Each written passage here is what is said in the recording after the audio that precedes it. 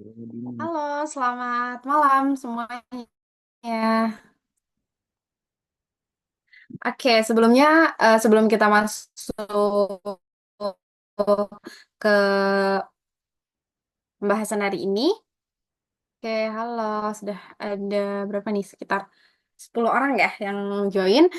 Izinkan kan Anda perkenalkan diri terlebih dahulu. Silakan kalian bisa panggil Kak Nanda atau Kak Ainanda ya. Jadi untuk saat ini em, saya adalah guru ya untuk mapel ekonomi, akuntansi juga, dan saya juga lulusan S1 S2 dari pendidikan ekonomi gitu. Jadi semoga nanti hari ini kita bisa belajar bareng ya. Kita mulai dari pembahasan soal.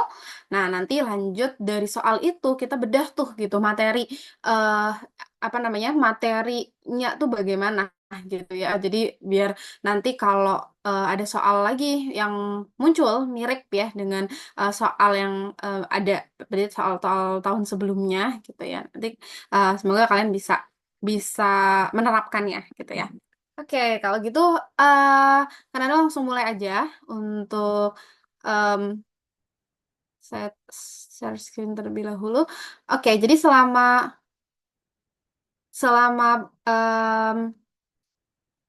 selama Zoom ini ya, kalau kalian ada yang mau bertanya gitu ya, atau ada yang kurang jelas bisa langsung ditanyakan aja, bisa melalui kolom chat maupun melalui open mikrofon langsung ya.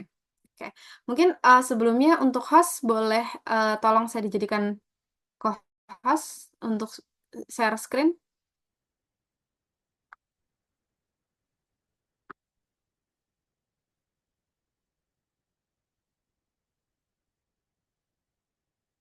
Oke, thank you.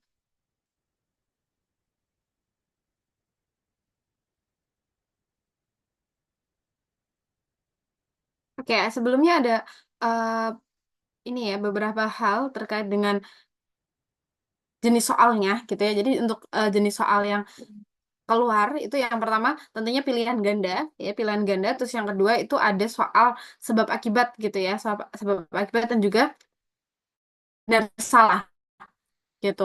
Mungkin ini juga adik-adik semua udah nggak asing ya, teman-teman sudah nggak asing dengan bentuk soal atau jenis soal ini gitu. Kalau pilihan ganda, tentunya seperti pilihan ganda biasa ya, multiple choice. Untuk pilihannya ada A sampai E gitu. Jadi ada 5 pilihan. Nah untuk sebab akibat ini juga kabar alasan yang benar juga dan ada hubungan sebab akibat B dan C dan selanjutnya gitu. Terus untuk yang benar salah ya, benar salah juga em, ketentuannya masih sama ya, yaitu A, B, C dan E. Jadi ada jawaban semua benar, ada hanya jawaban 4 yang benar. Nah, ini terkait dengan petunjuk khususnya ya untuk soal-soal jenis tertentu gitu. Nah, mungkin sebelum masuk kan ada sedikit apa ya tips ya, mungkin bisa dibilang tips untuk nantinya kalian mengerjakan soal-soal UM ya. Jadi yang pertama untuk ekonomi sendiri ya, untuk ekonomi sendiri itu ada secara garis besar itu ada tiga cakupan materi ya, yaitu mikro, makro ya. Nih kalian udah em, ketahui juga. Jadi ada 3 cakupan, yaitu yang pertama ekonomi mikro dulu ya, mikro, ekonomi makro, terus ada akuntansi. Akuntansi. Akuntansi. Nah, ini ya. Jadi ada 3 cakupan secara garis besar gitu. Kalau ekonomi mikro, nah ini kayak contohnya materi-materi yang termasuk mikro. Kayak contohnya misalkan permintaan penawaran ya secara eh, bukan secara agregat ya, itu termasuk mikro juga. Terus apa namanya keuangan personal ya.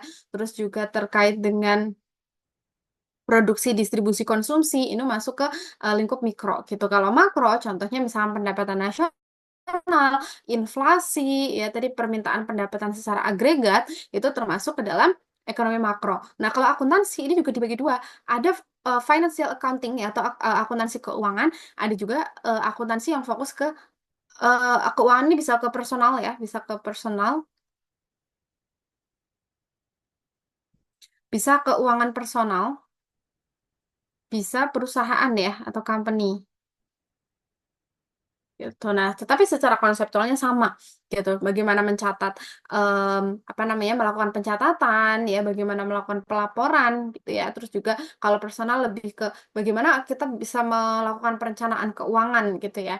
Nah, itu untuk lingkup ekonomi. Nah, selanjutnya, tips yang kedua, kalau kalian belajar ekonomi gitu ya, kalian jangan fokus hafalan gitu. Mungkin kalau yang baru baru baru nih baru mempelajari ekonomi, oh ekonomi kayaknya banyak banyak teoritisnya gitu, oh harus dihafal. Itu salah gitu ya. Jadi pahamilah konsepnya gitu. Jadi fokus ke konsep konseptualnya ya.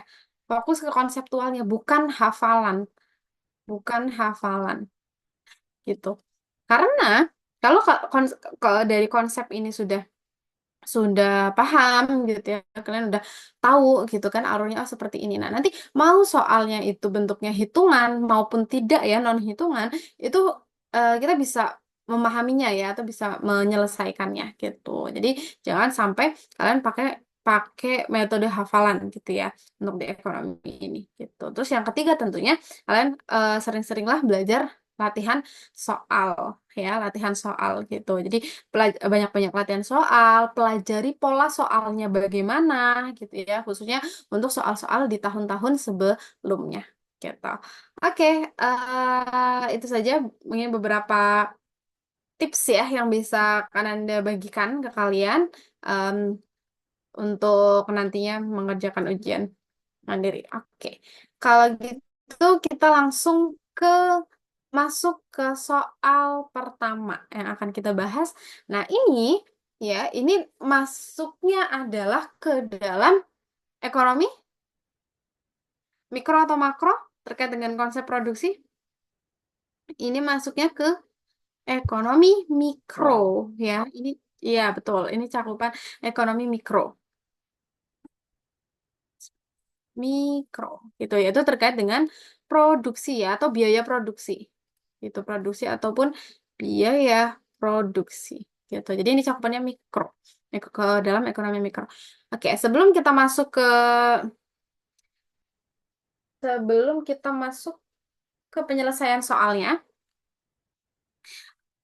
di sini kan Nana mau jelasin dulu ya dari awal bahwa konsep biaya produksi, biaya atau cost ya, biaya produksi atau cost itu ada dua jenis ya. Ada disebut sebagai variable cost dan juga fixed cost ya, kita singkat aja VC sama FC ya, variable cost dan juga fixed cost.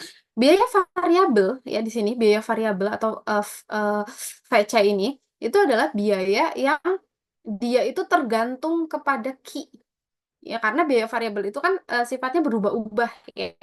Dia em, tidak tetap gitu. Kalau fixed cost itu kan biaya tetap gitu. Jadi variabel itu dia mengikuti kuantitas. Jadi semakin banyak kuantitas yang dihasilkan, maka variabelnya ini juga akan semakin meningkat ya. Variabelnya juga akan semakin banyak gitu. Semakin banyak key-nya semakin banyak, variabelnya juga semakin tinggi gitu. Sedangkan kalau fixed cost ini adalah biaya tetap yang dimana dia tidak tergantung kepada kuantitas. Dia tidak tergantung pada kuantitas, gitu ya.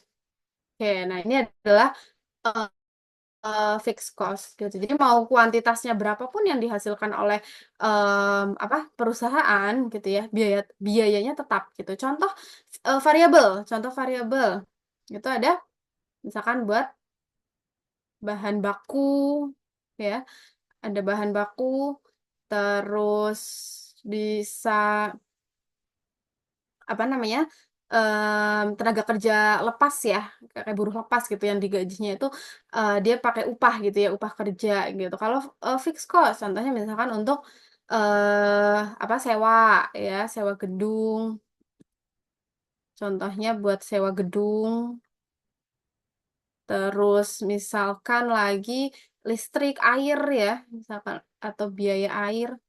Nah, ini kan nominalnya cenderung tetap ya, per bulannya, biasanya per bulannya atau apa dia nominalnya tidak tergantung pada kuantitas gitu. Oke, nah itu adalah ini ya, ada VC sama FC. Nah, itu dari cost. Kalau di sini kan yang ditanyakan selain output, juga ditanyakan terkait dengan keuntungan.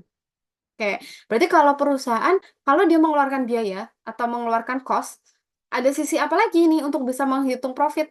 Kita harus memperhitungkan apa lagi? Ini tadi cost ya, yaitu memperhitungkan revenue atau pendapatan.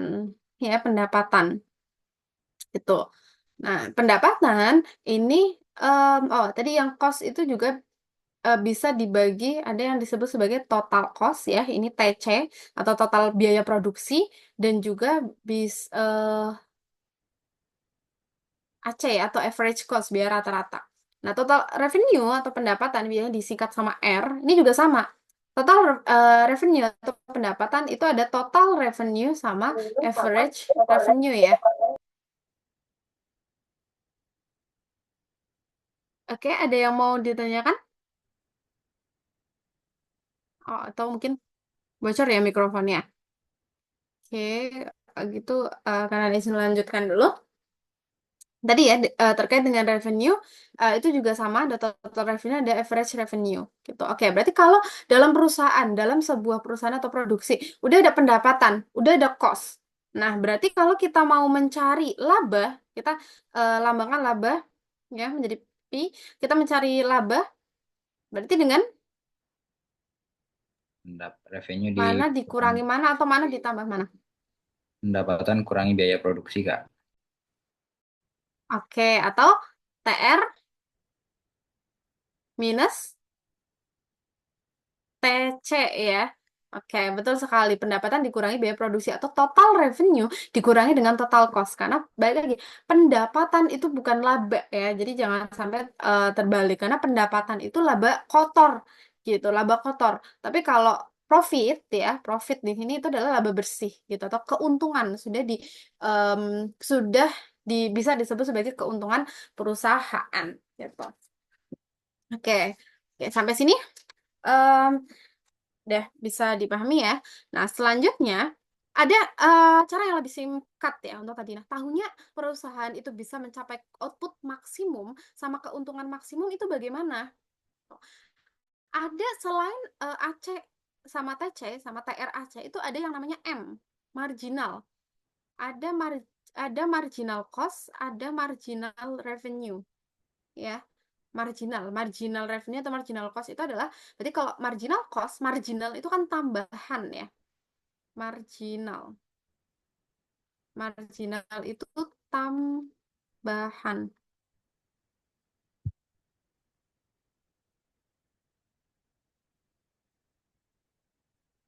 Oke, suaranya masih kedengeran?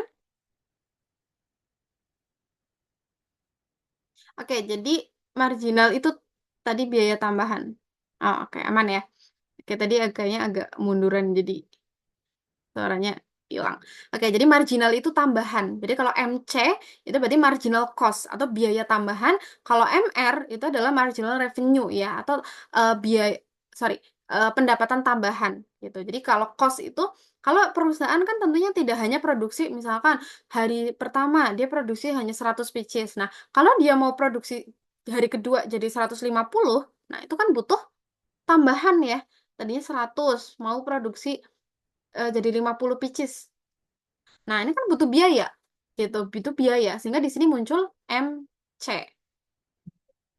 ya. Jadi di sini muncullah MC gitu. Nah, balik lagi, kalau produksi tadinya hanya produksi 100 sudah jadi 500, nah ini muncullah MR ya, munculnya marginal revenue, ada tambahan pendapatan gitu. Nah, itu adalah marginal. Nah, untuk mencari output dan juga output maksimum dan juga keuntungan atau profit maksimum itu bisa dicari dengan MR, atau kondisi itu bisa tercapai ketika MR itu sama dengan MC gitu. Jadi eh, perusahaan itu bisa mendapatkan apa namanya? Total cost minimum ya. Total cost minimum itu ketika eh apa MC-nya itu sama dengan nol gitu. Jadi Oke, kita lanjut di sini aja ya. Kayaknya udah. Nah, jadi perusahaan TC minimum ya atau total cost atau biaya yang paling minimum yang dikeluarkan oleh perusahaan itu bisa tercapai ketika MC-nya itu sama dengan nol. Sebaliknya, TR atau total revenue maksimum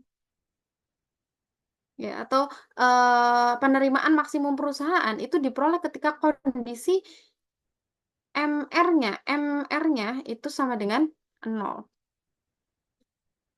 Nah, dari sini bisa kita tarik kesimpulan bahwa laba maksimum itu diperoleh ketika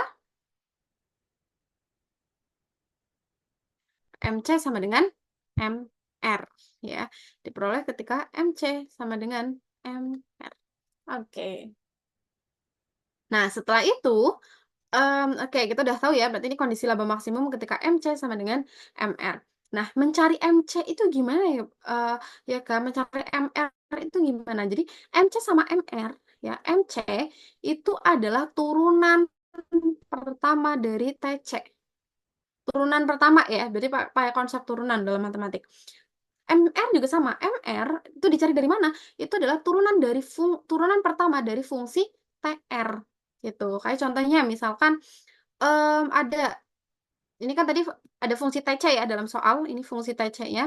Nah, di sini coba contohin dulu. TC sama dengan misalkan ada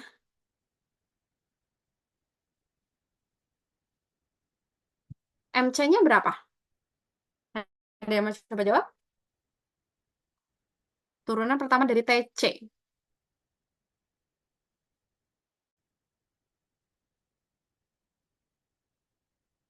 Fungsi TC-nya yaitu 2 Q kuadrat plus 100 Q plus 5. Maka MC-nya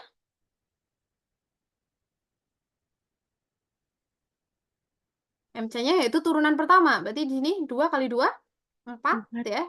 Pangkat 2-nya dikurangi 1 tinggal 1 ditambah 100 Q. Q-nya hilang tinggal 100. 5-nya nggak ada karena dia nggak punya variabel. Nah, ini adalah turunan pertama dari TC. Gitu. Jadi dari total cost ini, fungsi total cost ini MC-nya berapa? Yaitu 4Q plus 100. Gitu. Begitu juga yang MR. MR juga sama. Mencari MR itu adalah turunan pertama dari fungsi TR. Ya, dari fungsi TR. Tuh. Oke.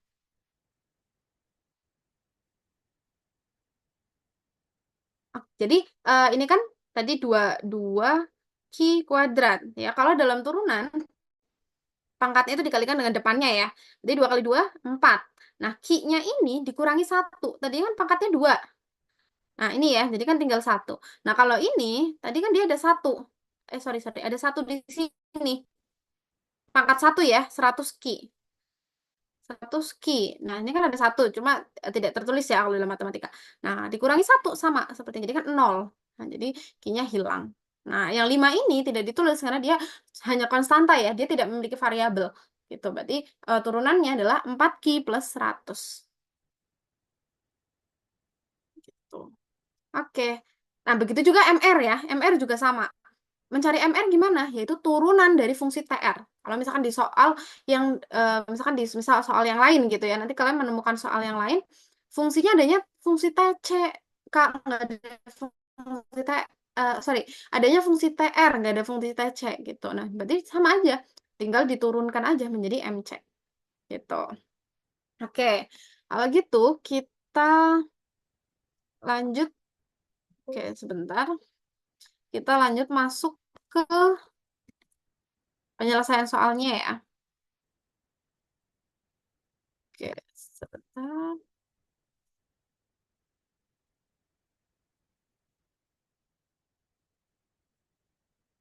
Oke, kita kopas lagi ininya biar masih. Oke. Nah, dalam hal ini sudah diketahui ada fungsi TC ya. TC sama dengan 500 plus 2Q plus 3Q kuadrat. Di mana Q adalah jumlah output tadi. Nah, harga jual per unit itu, berarti ada dua yang diketahui ya. Fungsi TC sama harga jual, berarti P ya. P-nya tadi sama dengan 200 rupiah. Oke. tadi kita balik lagi bahwa kondisi maksimum itu diperoleh ketika M R sama dengan M C. Oke, berarti kita cari apa dulu? Yang pertama kita bisa cari dengan fungsi TC ini. Itu yang pertama, mencari, ya betul, mencari MC dulu boleh, mencari MC dulu. Atau mencari TR dulu nggak apa-apa. Tapi ini karena yang udah diketahui ini ada TC ya, kita mencari MC dulu aja ya. Nah, berarti turunan pertama TC. Jadi berapa? 500-nya ditulis. Ini Enggak. petik tanda turunan ya. 500-nya tidak ya. 500 tidak ditulis karena dia tidak ada variabelnya. 20 ki, jadi hanya 20. Ki-nya hilang, ditambah 2 dikali 3, 6. Ki-nya tinggal pangkat 1. Oke, nah ini adalah turunan. eh ini adalah MC ya.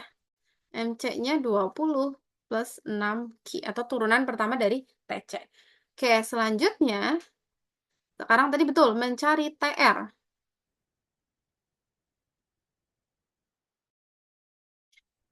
TR ini berarti kan total pendapatan.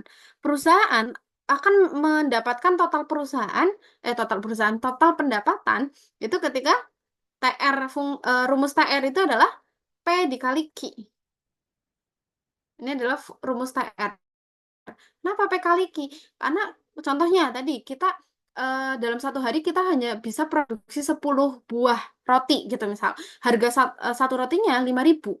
Nah, berarti total pendapatan kita berapa? 10 dikali 5.000 gitu. Jadi P harga barang dikalikan dengan kuantitas atau kuantitas adalah jumlah barang yang diproduksi. Oke, kita cari TR-nya. TR sama dengan P-nya udah ada. Ini ya, P-nya udah ada 200. Q-nya udah ada belum? Q-nya belum ada.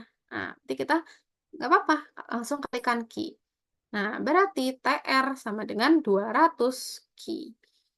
Nah, setelah TR ketemu, kita mencari MR. MR-nya berapa? Turunan pertama dari TR,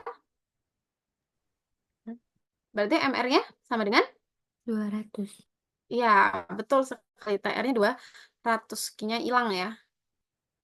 Q-nya hilang. 200. Oke, udah ketemu. MR udah ketemu, MC udah ketemu. Nah, kita bisa balik lagi ke atas nih. Kita bisa balik lagi. Masukin ke sini.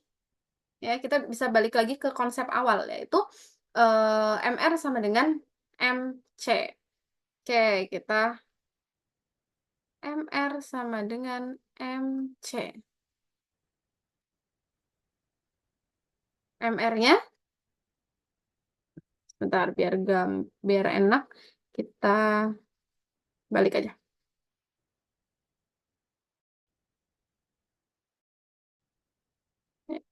Sama aja ya, kita balik aja. MC sama dengan MR.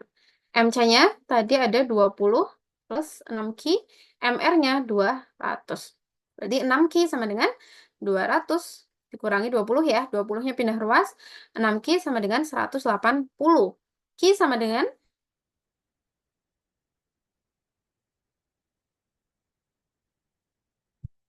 ya betul sekali. Ki sama dengan 180 bagi 6. Berapa? Bagi 6. 20 atau 30? Ini ada yang jawab 20, ada yang jawab 30.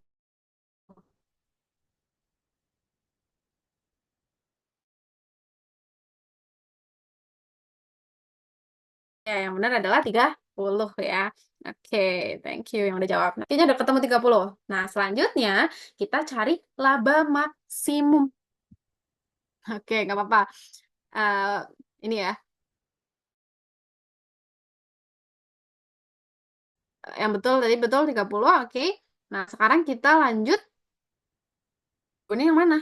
Udah ketahuan nih jawabnya yang B gitu. Itu 30. Ya. Nah, tapi kita disuruh cari juga nih keuntungan maksimumnya. Oke, jadi berarti udah betul ya, ini 30, yang B, kita mencari keuntungan maksimum. Nah, tadi keuntungan, kita balik lagi. Nah, nih ke rumus ini. Keuntungan atau profit itu diperoleh dari total revenue dikurangi total cost. Ya, total revenue dikurangi dengan total cost. Tuh, berarti kalau key maksimumnya ya atau kuantitas maksimum yang harus diperoleh oleh perusahaan, yang harus dihasilkan oleh perusahaan agar perusahaan itu bisa memperoleh keuntungan maksimum itu adalah 30. Jadi kalau perusahaan pengen untung secara maksimum, ya dia harus produksi sebanyak 30 gitu kan. Nah, keuntungannya berapa? Tinggal dimasukkan. Ya, laba sama dengan TR dikurangi TC. Tadi fungsi TR-nya dimasukkan 200. Oke, kebalik, sorry.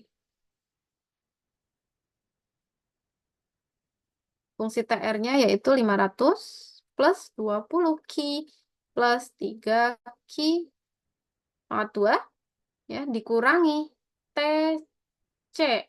Oh, kebalik ya. Oke, maaf harus dikebalik.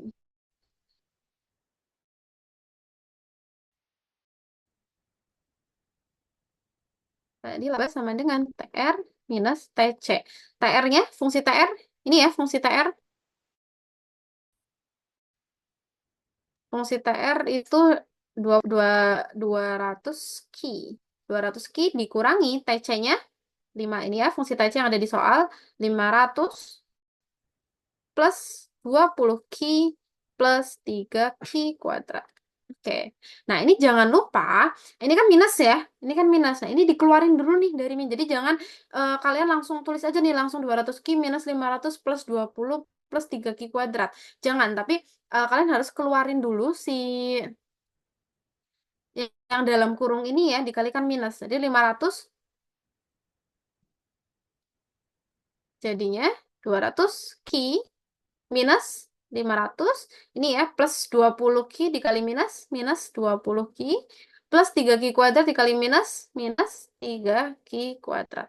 Udah sampai sini tinggal dimasukkan si 30-nya ini tinggal dimasukkan ke dalam ini ya, ke dalam persamaan ini. Oke.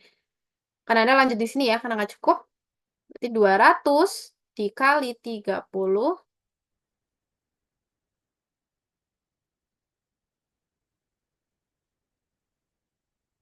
sama dengan 200 dikali 30 dikurangi 500 dikurangi 20 dikali 30 dikurangi 3 dikali 30 pangkat 2.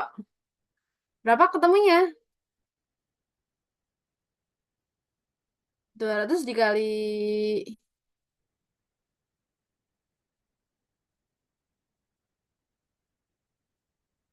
atau misalkan ini mau di itu dulu nggak apa-apa ya.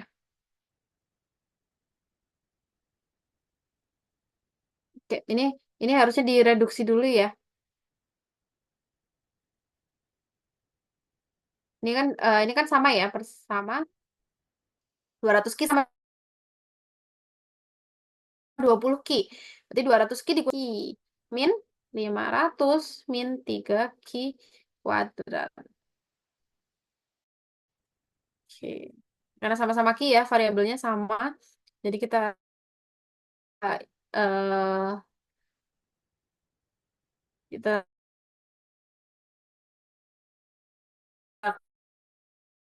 kurangi dulu ini tadi 20 Ki 200 Ki dikurangi 30 dipangkat 2. Oke. Berapa ketemunya?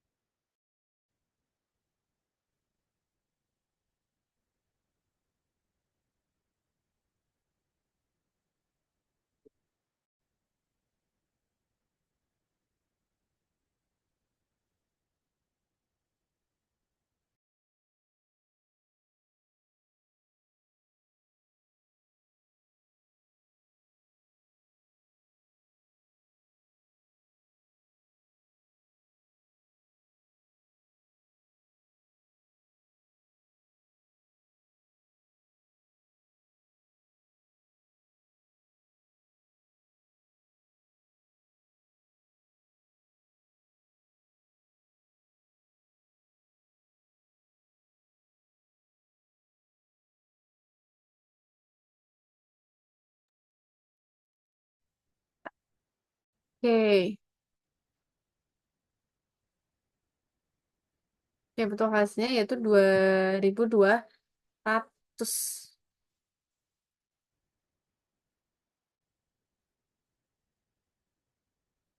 Oke, betul ya hasilnya itu 2.200.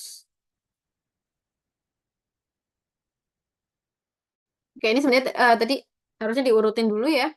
Diurutin dulu sesuai em, apa variabelnya ya.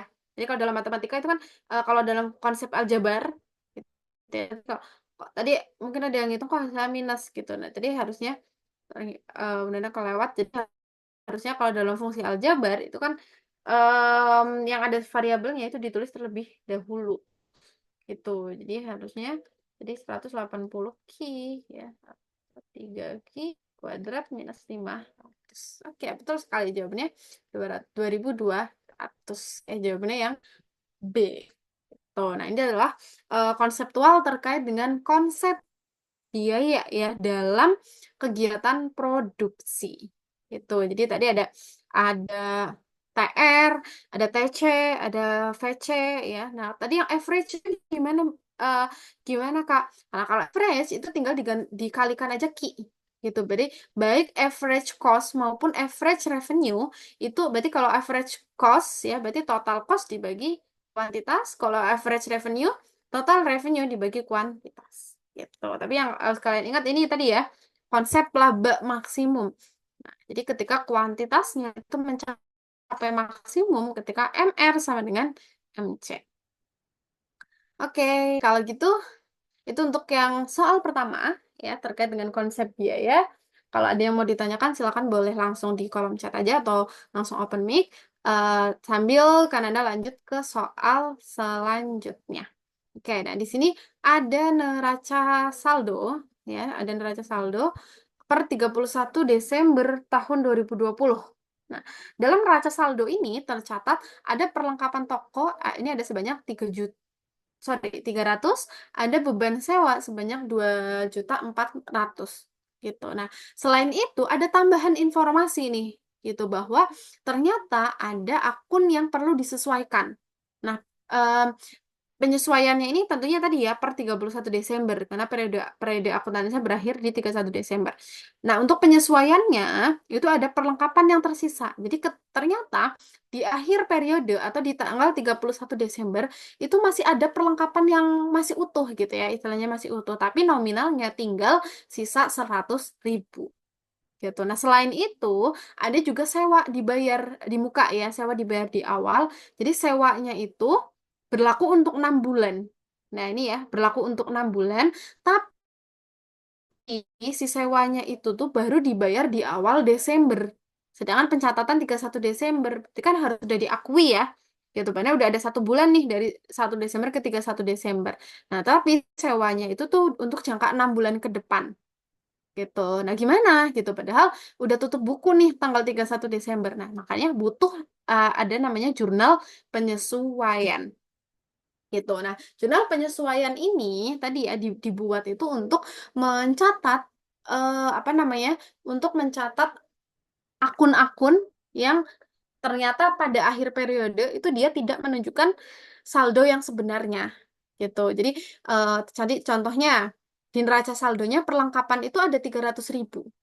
Tapi ternyata yang tersisa di akhir periode itu tinggal 100.000 gitu. Contoh perlengkapan itu apa? Contoh yang termasuk akun perlengkapan yang bisa disebut sebagai perlengkapan. Ada yang bisa kasih contoh?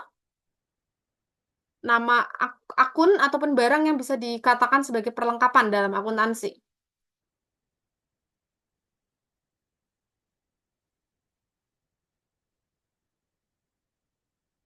Karena dalam akuntansi itu ada perlengkapan, ada peralatan ya.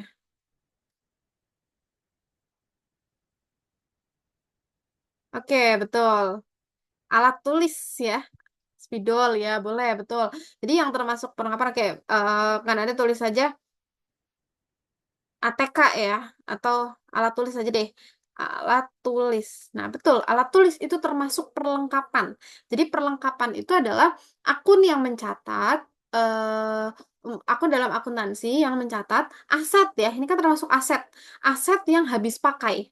Gitu, aset perusahaan yang habis pakai. Contohnya tadi alat tulis, entah itu spidol, kertas HVS, tinta, ya, pulpen, buku, penghapus, gitu. Nah, itu adalah bahan-bahan habis pakai. Maksudnya habis pakai kenapa? Karena contohnya kita beli pulpen. Apakah pulpen itu bertahan 1 tahun dia nggak habis-habis gitu? Nah itu kan paling pulpen 2 bulan lah, 3 bulan udah habis gitu kan. Terus kayak misalnya kita perusahaan kantor beri 1 rim kertas HVS. Nah itu kan paling cuma buat seminggu gitu atau bahkan kayak cuma buat berapa hari aja gitu ya udah habis gitu. Nah itu adalah perlengkapan.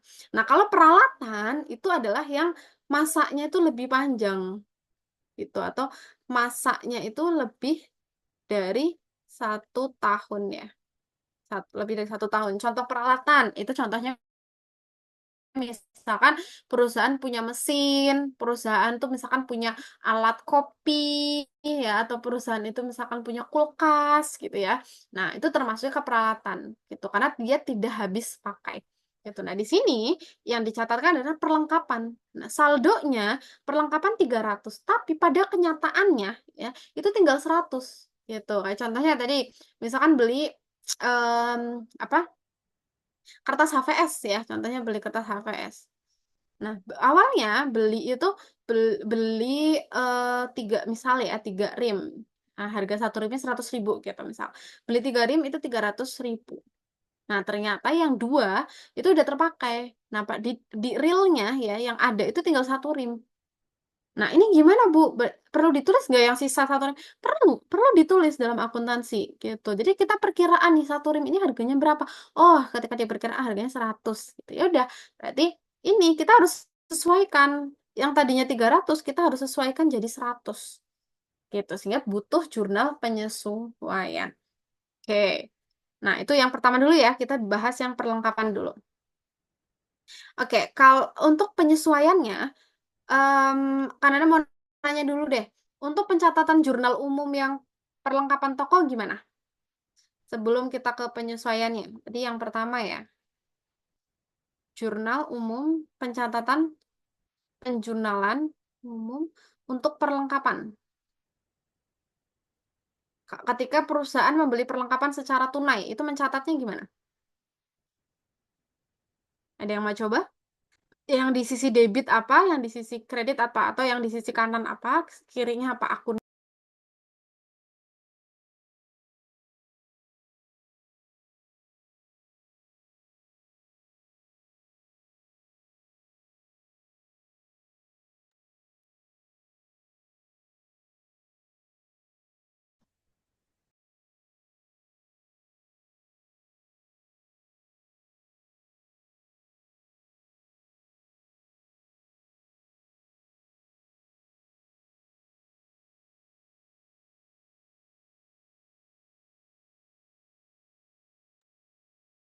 Oke, betul sekali yang udah jawab.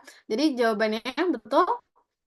Perlengkapan bertambah karena perlengkapan itu aset ya aset ketika bertambah itu di sisi debit kreditnya yaitu kas ya karena ada pengurangan aset kasnya berkurang nah ini adalah penulisan jurnal umumnya nominalnya berapa yaitu 300.000 ini juga 300.000 nah sekarang jurnal penyesuaiannya jurnal penyesuaian nah sekarang jurnal penyesuaiannya kalau tadinya ada, ini kan ada penambahan ya. Tadinya di sini em, ada penambahan perlengkapan sebanyak 300.000, terus ada pengurangan kas. Nah, kalau kita mau mengurangi si perlengkapan 300 biar jadi 100. Jadi kita tinggal balik aja. Untuk di jurnal penyesuaiannya, kita balik. Kita mengurangi perlengkapan. Nah, berarti perlengkapannya kita tulis di sisi kredit. Kita tulis perlengkapan di sisi kredit, yaitu perlengkapan. Kapan? Sebanyak 200.000. Kenapa yang ditulis bukan yang 100, Bu? Gitu. Karena kita mau mencatat ya, mencatat perlengkapan yang sudah terpakai. Gitu. Jadi nanti di neraca saldonya itu di debit 300.000, di kredit 200.000. Berarti saldonya di debit sebanyak 100.000 ya. Nah, itu 300 dikurangi 200 gitu. Nah, kreditnya apa? Karena perlengkapan itu udah dipakai, ya sudah dipakai untuk keperluan perusahaan, sehingga bisa dicatatkan di debitnya itu beban, sebagai beban perlengkapan. Gitu, nominalnya sama, yaitu 200.000. Nah, ini adalah jurnal penyesuaian untuk akun perlengkapan. Ya, jadi em, di debitnya itu adalah beban perlengkapan 200.000, kreditnya adalah dua pencatatan ini, sehingga saldonya nanti di neraca saldo setelah disesuaikan, itu saldo si perlengkapan itu di debit ya, di sisi debit perlengkapan sebanyak 100.000. Oke. Nah, ini jurnal penyesuaian yang pertama. Oke, ini ya. Nah, kita lanjut untuk yang pencatatan sewa dibayar di muka. Oke, sebentar. Eh, Anda kopikan dulu soalnya. Nah, untuk pencatatan em, beban dibayar di muka itu juga hampir mirip ya dengan tadi pencatatan untuk perlengkapan ya. Oke, nah tadi beban sewa ya, sewa yang udah diakui sebagai beban itu ada sebanyak 2.400.000. Sedangkan ya sewanya itu dibayarnya itu tanggal satu Desember untuk 6 bulan. Berarti si 2.400.000 ini itu adalah bayar sewa untuk 6 bulan ke depan. Nah, dibayarnya di tanggal 1. Berarti yang sudah menjadi beban itu sebenarnya berapa? Jadi 2.400.000 itu dibayar untuk 6 bulan. Untuk 6 bulan ke depan. Berarti dari Desember, ya, terus pindah tahun, Januari, Februari, Maret, April ya. Tuh 2, 3, 4, 5, Mei. Nah, sampai ke Mei. Nah, tapi ini kan udah beda periode. Sedangkan kita close di sini. Close di Desember. Berarti hanya baru terpakai 1 bulan. Ya. Nah, berarti yang sudah sah atau sudah bisa diakui sebagai beban sewa, itu berapa nominalnya? Nah, yang mau coba jawab? Nominal yang sudah bisa diakui sebagai beban sewa. Iya, betul. Yaitu 400. Gitu. Kenapa 400? Oke, kita coba secara matematik aja ya. Berarti, karena untuk 6 bulan, baru dipakai 1 bulan ya, baru dipakai hmm, Desember gitu. Berarti 1/6 lah, 1/6 kali 2.400.000. Nah, berarti yang sudah diakui sebagai beban itu sebetulnya hanya 400.000. Sisanya 200.000, sorry, 2 juta ya, sisanya sebanyak 2 juta. Nah, ini masih sebagai sewa dibayar di muka. Nah, ini masih sebagai sewa dibayar di muka. Itu. Oke, nah tadi ini oke, sampai sini udah kenapa sewa dibayar di muka? Karena 2 juta itu belum sebetulnya itu belum harus dibayarkan. Itu dibayar di awal untuk Januari, Februari, Maret, April, Mei gitu sehingga disebut sebagai sewa dibayar di muka. Nah, sewa dibayar di muka ini kalau dalam akuntansi dia ini masuk ke aset sebagai aset ya, kelompok aset perusahaan gitu. Oke, kita tulis dulu jurnal umumnya. Jurnal umumnya untuk pencatatan ini. Untuk pencatatan yang kedua, ada yang mau coba?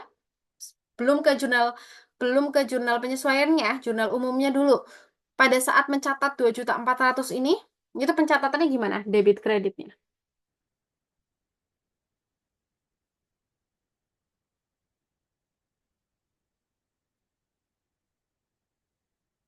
Yaitu ada penambahan Beban, beban bertambah di sisi debit atau kredit?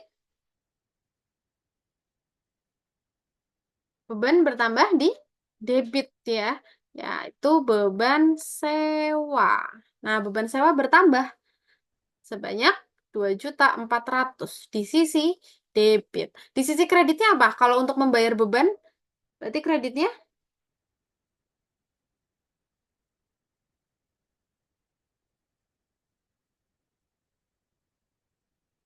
ya betul sekali. Kreditnya adalah kas. Ya, kreditnya kas karena kasnya berkurang buat bayar beban sewa. Nah, ini adalah jurnal umumnya. Sedangkan yang ditanyakan adalah jurnal penyesuaian. Nah, kenapa kok kadang nggak langsung ke penyesuaian dulu? Kalau kalau karena sendiri ya, itu kadang kadang yang membuat susah ya teman-teman tuh untuk menentukan apa ya jurnal penyesuaian itu akunnya apa, mana yang di debit, mana yang di kredit. Nah, lebih agar lebih enak atau agar tidak terbalik gitu ya untuk mencatat penyesuaiannya, itu buat jurnal umumnya dulu. Biar kita tahu oh apa sih yang mau kita kurangi. Nah, ini kan juga bisa tahu ya. Oh, kita mau mengurangi perlengkapan nih di sini. Kita mau mengurangi perlengkapan. Oh, berarti perlengkapannya kita catat yang di kredit gitu. Nah, ini juga sama. Nah, kalau udah kayak gini, kita tahu mana yang mau kita kurangi atau mana yang mau kita sesuaikan. Nah, itu adalah nominal beban sewa. Gitu. Karena tadi yang sudah bisa menjadi beban sewa itu 400. Hanyalah 400.000, bukan 2.400.000. Jadi yang sudah bisa diakui sebagai beban itu hanya 400.000. Karena 400.000 memang sudah dibayarkan untuk periode Desember. Yang sisanya itu masih sebagai sewa dibayar di muka. Nah, sehingga di sini kita catat ada penambahan aset dalam bentuk sewa dibayar di muka. Sebanyak berapa? 2 juta di debit. Berarti kita mencatat nih, karena yang benernya, pencatatan yang betulnya itu adalah 2 juta itu sewa dibayar di muka. Ya, karena tadi sudah terlanjur menuliskan di jurnal umumnya beban sewanya 2.400.000. Oke, kita kurangi. Nah, sehingga kita catat di sisi balik kebalikannya, yaitu ada beban sewa. Kita tulis di sisi kredit. Ya, kreditnya itu adalah beban sewa sebanyak 2 juta. Oke, nah ini adalah jurnal penyesuaiannya. Jadi nanti saldo si beban sewa, ya, jadi kesimpulannya adalah nanti saldo si beban sewa di akhir itu di akhir atau di neraca saldo setelah penyesuaian itu saldonya adalah betul menunjukkan saldo yang benar yaitu 400.000 gitu. Nah, ini adalah jurnal penyesuaian yang kedua. Nah, manakah dari 5 pilihan ini jawaban yang paling tepat? Yaitu yang A ya. Nah, berarti kita punya 2 opsi nih. Bisa ini ya kalau di pilihan ganda tidak ada ini, oh, berarti kita bisa pakai yang ini. Gitu. Nah, ini bisa ada mencatat perlengkapan juga ya. Oke, kalau yang A, ini beban sewa. Salah ya, kebalik ya. Tuh, terus yang C, beban perlengkapan. Nah, harusnya beban perlengkapannya 200 ya, bukan 100. Nah, ini kebalik nih, betul 200 tapi kebalik. Harusnya beban perlengkapannya yang di debit atau yang ditulis dulu, baru perlengkapan. Oke, berarti jawaban yang paling tepat di akhir itu adalah yang A. Tuh, nah, itu untuk soal yang kedua. Nah, ini adalah soal accounting ya. Nah, ini akuntansi perusahaan. Oke, sampai sini untuk soal ini. Silakan kalau ada yang mau ditanyakan, bisa ditanyakan di kolom chat atau langsung membuka mikrofon ya, sambil kan Anda lanjut ke soal yang ketiga. Oke, selanjutnya soal yang ketiga, ini tadi mikro udah, ekonomi mikro udah, akuntansi udah. Nah, sekarang kita masuk ke pasar. Nah, pasar itu termasuk mikro atau makro ya? Kalau kita berbicara pasar, transaksi yang ada di pasar, sistem pasar.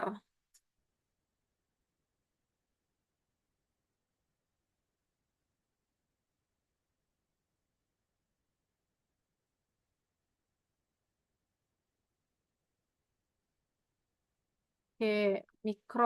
Oke, betul ya. Jadi kenapa? Karena em, apa pasar itu kita membicarakan bagaimana bagaimana apa namanya harga itu terbentuk ya. Jadi kan itu pasar itu adalah interaksi antara penjual dan pembeli. Jadi betul, ini masuk ke mikro. Oke, kita bahas mana yang termasuk ke dalam kelebihan ya. Ini kelebihan dari pasar persaingan sempurna. Oke, kita oke, kelebihan dari pasar persaingan sempurna. Oke, nah ini adalah materi struktur pasar. Materi struktur pasar. Di mana struktur pasar itu secara garis besar ada dua. Pasar persaingan sempurna sama pasar persaingan tidak sempurna. Ya, ada dua ya, secara garis besar ada dua. Pasar persaingan sempurna dan pasar persaingan tidak sempurna. Yang membedakan keduanya itu apa, Kak? Jadi yang membedakan di pasar persaingan sempurna itu kita gambarkan aja adalah dia adalah pasar tradisional gitu. Jadi eh, pembelinya banyak, penjualnya banyak gitu ya, dan juga harga ya. Jadi yang terpenting untuk membedakan keduanya itu adalah dari segi harga, penentuan harga, penentuan ya. Jadi segi penentuan harga. Kalau di pasar persaingan sempurna itu harga itu pure apa ditentukan oleh mekanisme pasar gitu, oleh mekanisme pasar atau oleh transaksi antara penjual dan juga pembeli, komunikasi transaksi antara penjual dan pembeli gitu. Sedangkan pada pasar persaingan tidak sempurna itu ada yang berperan sebagai price taker, ada yang berperan sebagai price maker gitu. Jadi ada yang membuat atau ada yang mempunyai andil lebih dalam menentukan harga gitu. Jadi harga itu tidak tidak secara alami ya terbentuk dalam mekanisme pasar. Nah, itu yang membedakan pasar persaingan sempurna dan tidak sempurna gitu. Oke, nah sekarang yang ditanyakan adalah pada pasar persaingan sempurna. Oke, tadi karena harga itu ditentukan oleh mekanisme pasar, nah tentunya harganya stabil atau enggak? Nah, ini harusnya stabil ya. Harusnya harganya lebih stabil gitu karena tidak ada orang yang berperan tadi sebagai price maker atau orang yang berperan dia itu bisa menentukan harga ya atau produsen yang dia bisa seenaknya menentukan harga gitu. Jadi harga di pasar persaingan sempurna itu adalah stabil. Nah, berarti yang satu salah ya. Nah, satu salah. Oke. Yang kedua, tingkat persaingan tinggi karena barang yang diperjualbelikan beraneka ragam. Nah, ini juga salah. Persaingan tinggi. Justru persaingannya rendah gitu. Kenapa? Karena tadi penjualnya banyak, pembelinya juga banyak gitu. Jadi dan harga itu orang tidak ada yang bisa memainkan harga gitu. Jadi harga tuh oh harganya sekian. Nah, itu karena mekanisme pasar yang terjadi gitu. Jadi tingkat persaingannya itu justru rendah ya. Yang persaingannya tinggi itu di mana? Di pasar tidak sempurna gitu. Yaitu yang yang persaingannya paling tinggi yaitu pada pasar monopolistik. Bukan monopoli ya, yang yaitu monopolistik. Ini yang persaingannya paling tinggi. Persaingan, sorry,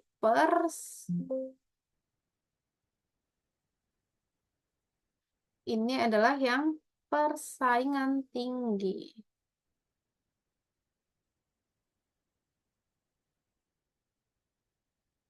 Nah, itu adalah pada pasar tidak sempurna, yaitu khususnya pada pasar monopolistik ya, bukan monopoli tapi monopolistik. Nah, itu yang persaingannya sangat tinggi. Berarti ini juga salah. Oke, yang ketiga, pasar membatasi produsen untuk berinovasi yang tujuannya adalah mengembangkan produk. Nah, ini juga kurang tepat ya, karena tadi namanya aja pasar persaingan sempurna. Nah, berarti kan mekanisme pasarnya bagus, ya interaksi antar penjual pembelinya bagus gitu kan. Terus produsen bisa berinovasi, terus konsumen juga bisa membeli dengan sesuai kebutuhannya gitu ya. Nah, ini salah juga. Jadi tidak ada pembatasan produsen untuk berinovasi. Yang keempat, pembeli dan penjual paham tentang informasi produk dan harga. Nah, ini yang betul gitu. Jadi kedua belah pihak itu tadi karena ada komunikasi, karena ada interaksi ya. Jadi antara kedua belah pihak, produsen konsumen atau pembeli penjual, itu mereka tahu barang apa yang mereka jual, barangnya bagaimana, harganya bagaimana, itu sama-sama tahu gitu. Terus selain itu, coba Kanada mau tanya, di pasar persaingan sempurna, itu produknya homogen atau heterogen? Di pasar persaingan sempurna, produknya lebih ke homogen atau heterogen?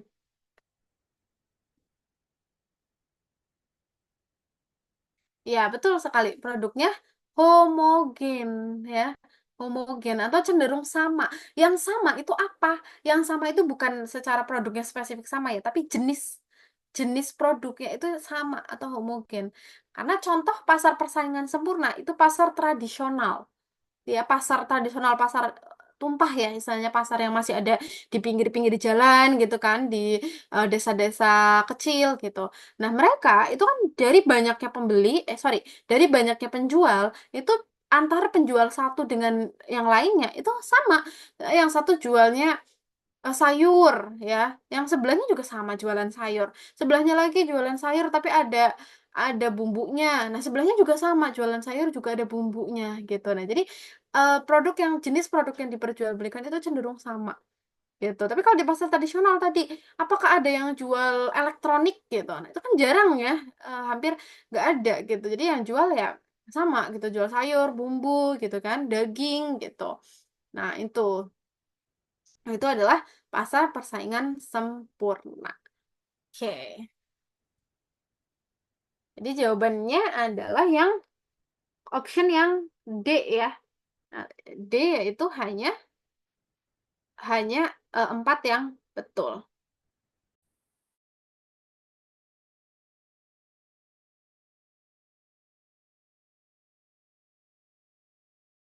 Oke, kita lanjut ke soal selanjutnya. Berarti ini tadi jawabannya yang D ya. Oke, ini jawabannya.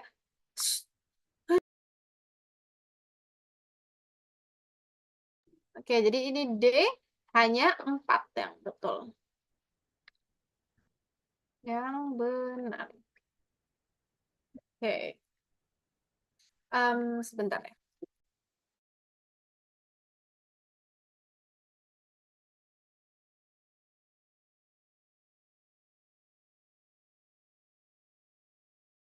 Oke, tadi untuk materi struktur pasar. Nah, ini juga masih masih mikro ya, terkait dengan masalah pokok ekonomi modern. Ini juga masih ke ekonomi mikro.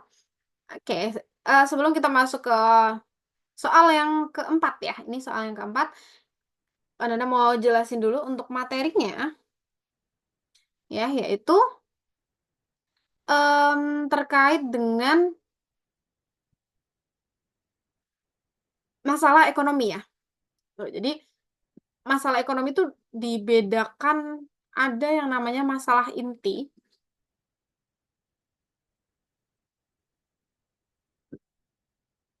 Masalah inti ekonomi. Ada yang tahu masalah inti ekonomi?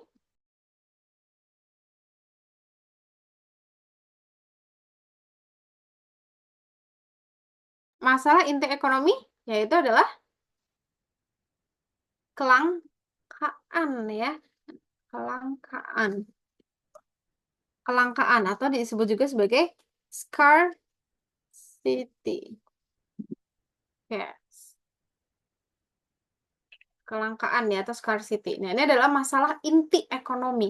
Nah, untuk masalah pokok ya tadi selain kelangkaan, ada juga dibagi dua. Yaitu masalah ekonomi modern dan juga masalah ekonomi tradisional. Oke, kalau tradisional, tahu ya, ada tiga, yaitu produksi, distribusi, dan konsumsi.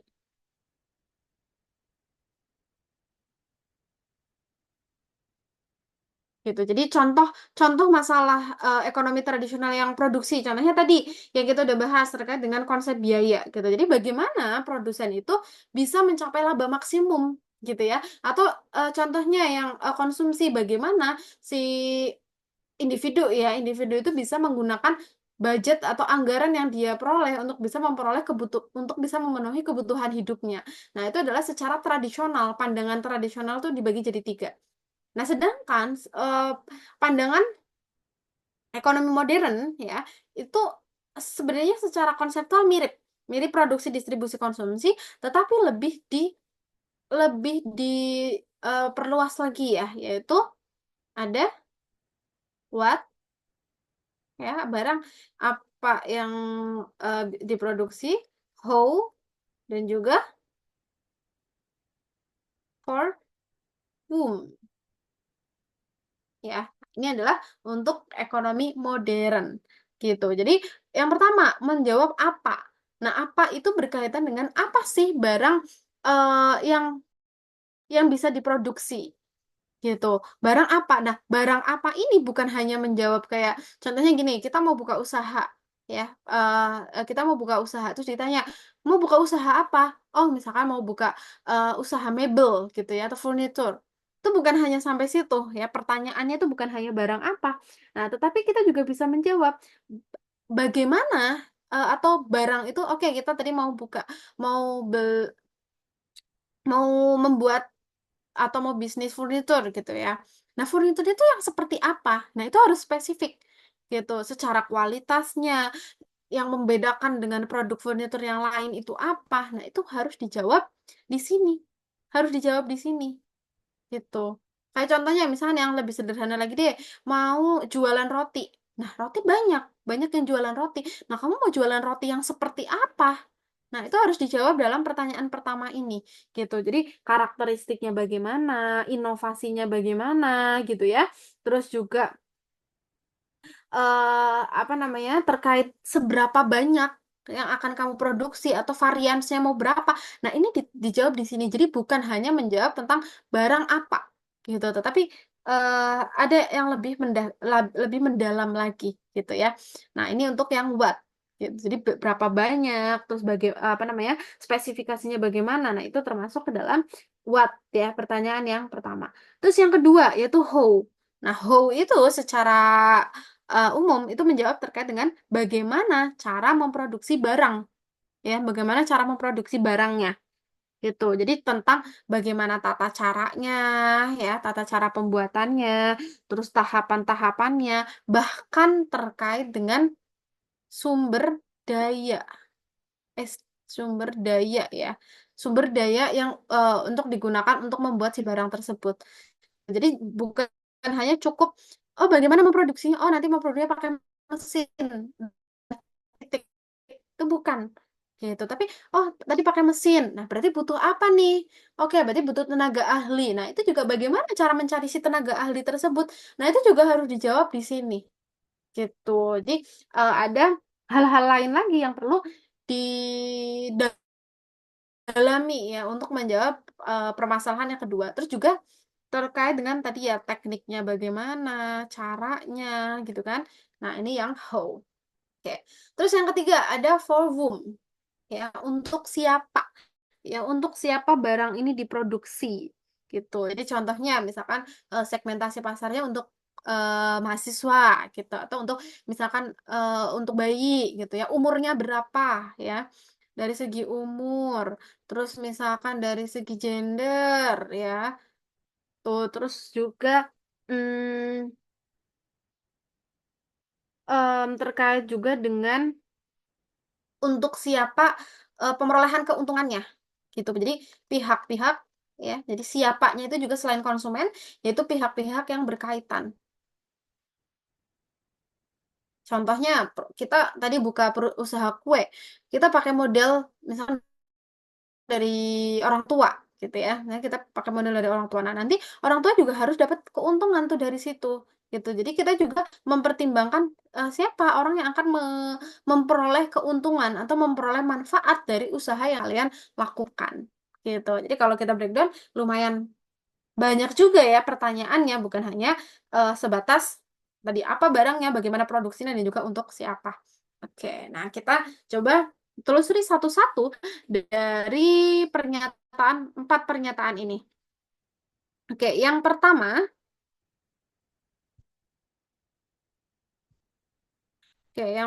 di sini Bu Dewi memilih menggunakan teknik manual untuk memproduksi produk kain tenun usahanya.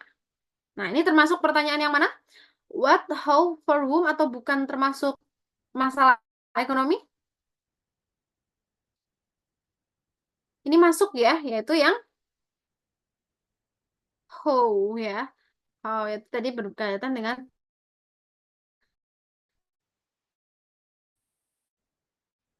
teknik yang digunakan.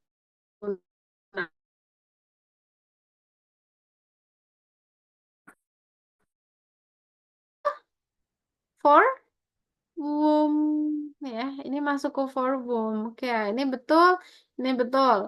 Yang ketiga, Bu Yani mengeluarkan produk baru berupa kerajinan kayu ukir dari kayu jati pilihan. Nah, ini termasuk kemana? Ini juga masuk ke masalah ekonomi, yaitu how. Mana tadi berbicara sumber daya. Oke, ini juga oke. Yang keempat, Pak Bayu akan membangun gedung pertemuan di tengah kota agar dapat memperoleh konsumen besar. Nah, ini juga betul, karena dia mempertimbangkan konsumen. Jadi ini juga for whom. Oke, jadi pernyataan satu, 2, 3, 4 semuanya benar. Ya, jadi opsinya adalah yang E, semua pernyataan benar. Oke, jawabannya yang E ya. Yaitu yang pertama menjawab who, yang kedua menjawab for whom, yang ketiga how, yang keempat for whom juga.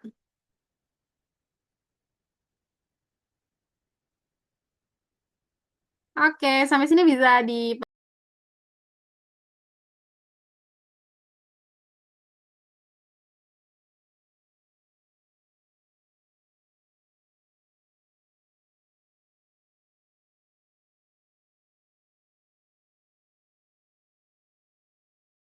selanjutnya kita kita lanjut ke nomor 5 dulu aja ya, ke soal kelima maksudnya. Nanti setelah ini karena mau coba buka pertanyaan. Ya, nanti silakan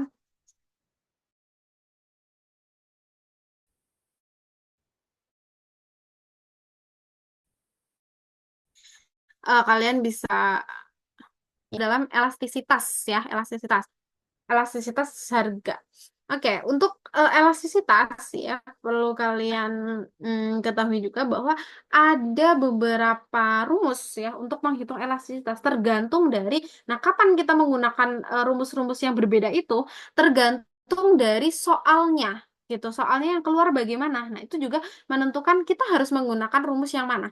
Nah, rumus yang paling umum digunakan itu adalah rumus elastisitas ya, yaitu sama dengan delta Q, ya delta Q atau perubahan harga Q dibandingkan dengan perubahan price atau perubahan harga dikali P1 dikali Q1. Ini adalah rumus yang paling umum ya. Nah, kalian teman-teman bisa menggunakan rumus elastisitas ini ketika diketahui P1-nya berapa, P2-nya berapa, Q1 berapa, Q2 berapa. Nah, ini kalian bisa pakai rumus yang ini gitu ya.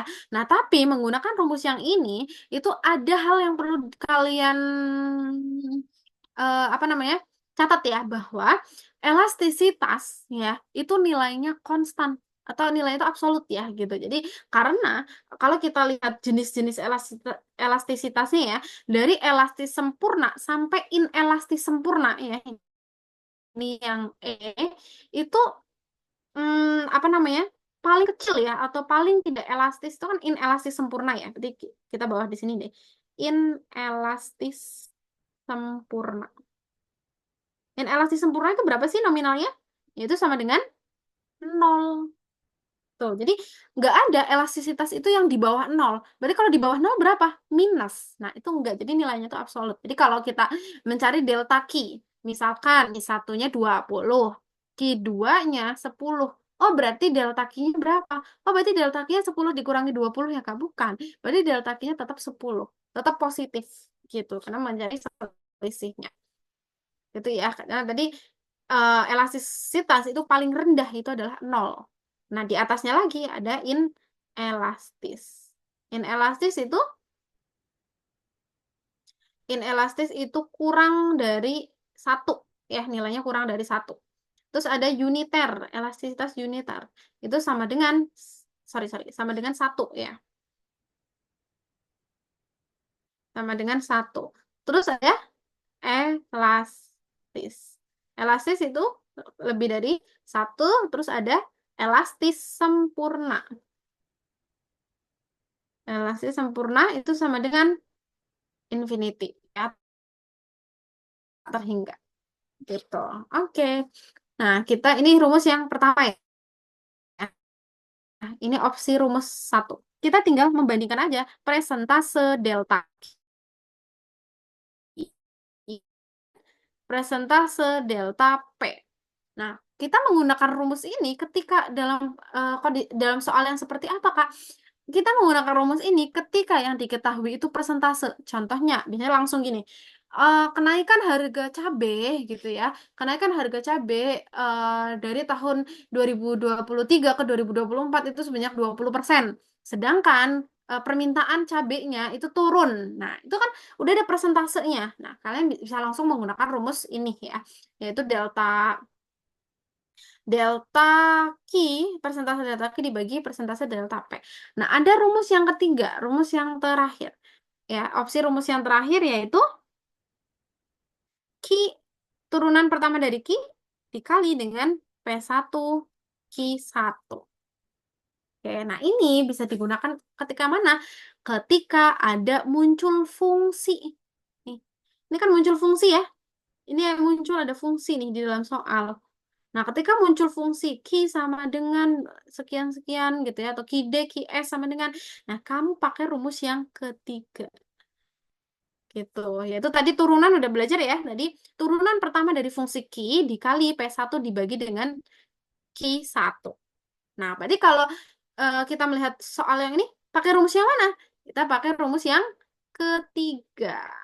Nah, kita menggunakan rumus yang ketiga. Oke, kita langsung masukin aja. Q1-nya berapa? Berarti turunan Q. Q aksennya 20P min 200.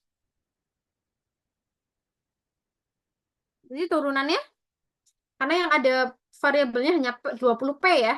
P-nya hilang. Jadi turunan pertama dari fungsi Q yaitu 20. Berarti Q aksennya 20 ya. Dari Q sama dengan 20P min 200.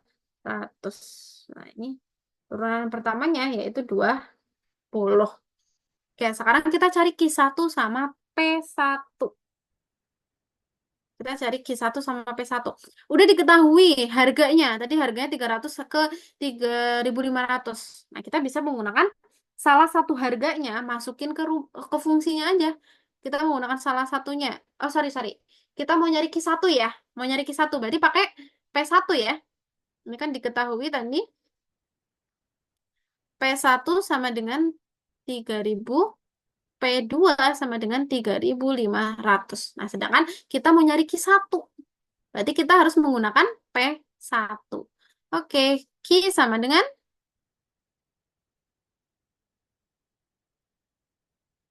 nah dari Q1 ya. Q sama dengan tadi 20, P min 2.000. Oke, P-nya pakai P1 ya. Di sini pakai P1 berarti 20 dikali 3.000 dikurangi 2.000. Berapa? Ketemunya 5, 8 ya. 58.000. Oke, sudah ketemu semuanya? Nah, ini key aksennya udah ketemu. Kita tadi pakai rumus ini ya. Kita pakai rumus yang ketiga.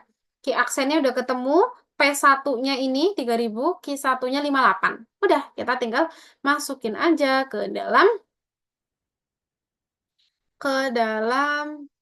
rumusnya. Elastisitas sama dengan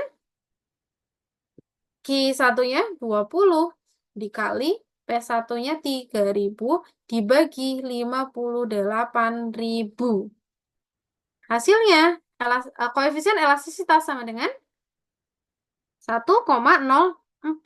Betul ya? 1,04. Oke, ini hasil akhirnya. Hasil akhir koefisien elastisitasnya sama dengan 1,04. Nah, kita lihat lagi nih. Kita tarik lagi ke sini. 1,04 itu termasuk yang mana ya? 1,04 itu termasuk jenis elastisitas yang mana? Berarti kalau 1,04 berarti lebih dari satu. Ya, lebih dari satu. Jadi dia termasuk ke dalam elastis. Ya, termasuk ke dalam elastis ya. Ini yang lebih dari satu. Gitu. Oke.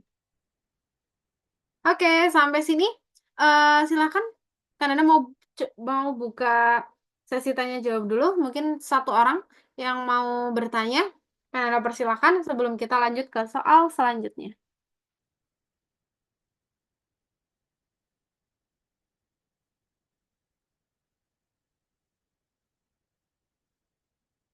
Kan jika ada yang mau bertanya,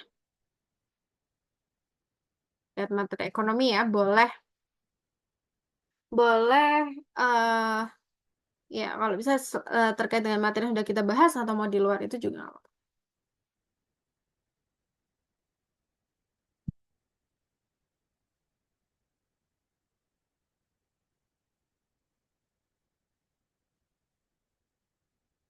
Oke, ini hmm, oke, Nafi ya, cara mencari turunannya ya. Oke, sebentar. Oke, coba kita masuk.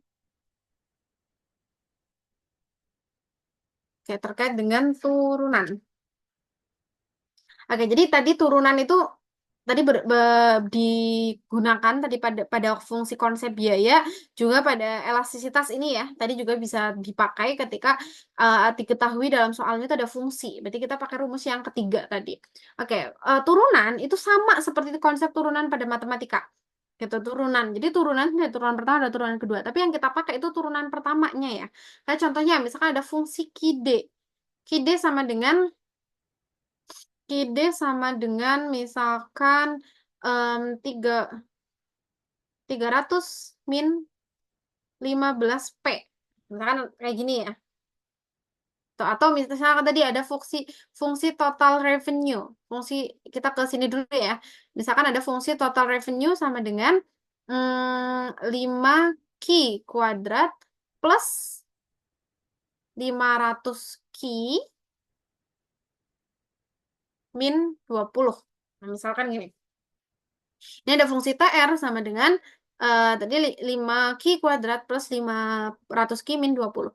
Nah, turunan itu ya turunan itu yang kita mengalihkan pangkatnya dikalikan dengan konstantanya gitu. Jadi mengkombinasikan variabel dengan konstantanya. Berarti kalau kita mau mencari turunan pertama dari TR ya atau TR aksen, ini kita cari 2 ya. Ini kan pangkat 2 ya. 2 dikali 5. 2 dikali 5 hasilnya 10 ya. 2 kali 5 10. Nah, selanjutnya ini pangkatnya ada 2. Pangkatnya ada 2 dikurangi 1. Gitu. Jadi konsepnya gitu. Jadi kalau ada pangkatnya di sini dikalikan dengan depannya dulu, lalu pangkatnya dikurangi 1. Gitu. Tadi udah dikalikan sama depannya, 2 dikali 5 10. Lalu pangkatnya dikurangi 1. Jadi tinggal Q pangkat 1. Kalau dalam matematika nggak usah ditulis ya satunya. Gitu. Jadi langsung 10 Q. Di sini ada 1. Gitu. Ditambah, ini sama. Ini kan sama aja di sini ada 1 ya. Di sini ada 1. Kita kalikan dulu. 1 dikali 500. Yang kan tadi sama aja ada 1. 1 dikali 500 tetap 500. 100. Q-nya tadinya ada satu, dikurangi satu, habis. Jadi Q-nya hilang. Nah, gimana dengan angka yang dia itu tidak punya variabel? Ini kan cuma 20 doang, nggak ada variabelnya ya, nggak ada hurufnya. Ya udah, ini kita hilangkan atau kita anggap nol gitu. Jadi di sini minus nol atau nggak usah ditulis juga nggak apa-apa. Nah, itu adalah turunan. Kalau tadi kide, kita menurunkan kide atau kide aksen, berarti berapa? Udah, ini hilang ya. Ini nggak usah diturunkan. Kenapa? Karena dia nggak punya variabel. Ya, nggak punya p, x gitu kan. Jadi dia sama dengan nol. Gitu. Oke, kita nolkan. Minus 15p pangkat satu. Di sini sama aja ada satu ya. Tapi tidak tertulis. Satu dikali 15, 15. P-nya dikurangi satu, hilang. Ya udah tinggal 15. Gitu. Berarti eh turunan dari KD berapa? Sama dengan minus 15. Gitu. Oke, udah bisa dipahami untuk turunan? Ya, Kak, terima kasih. Oke, mungkin ada yang mau ditanyakan lagi untuk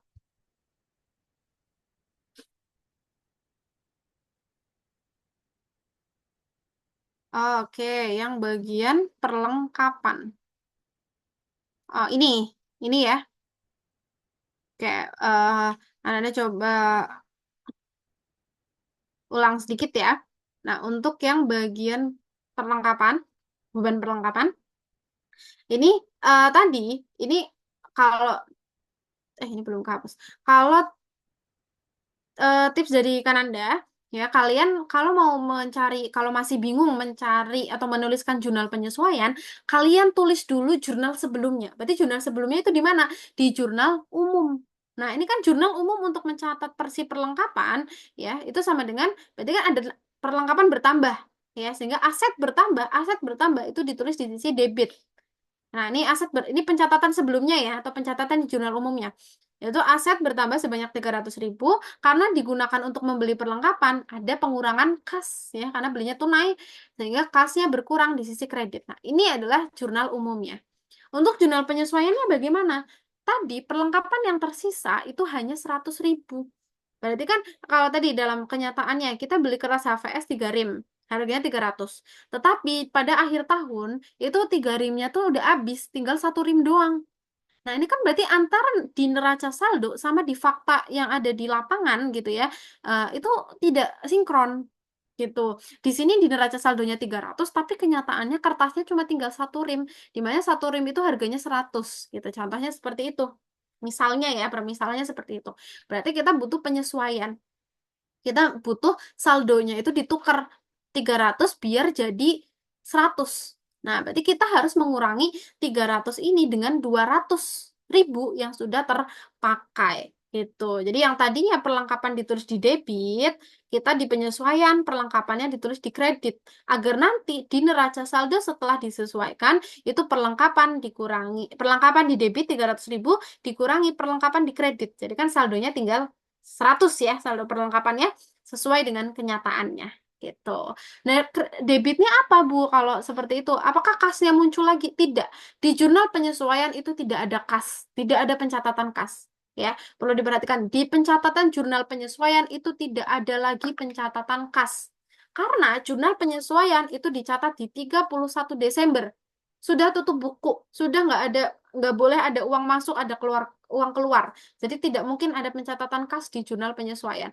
Berarti dicatatnya dengan apa, Bu? Yaitu dengan beban perlengkapan. Karena yang 200 itu adalah perlengkapan yang sudah terpakai. Gitu.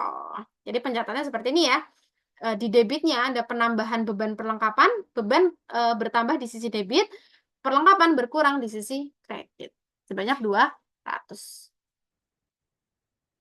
Oke, ya bisa dipahami.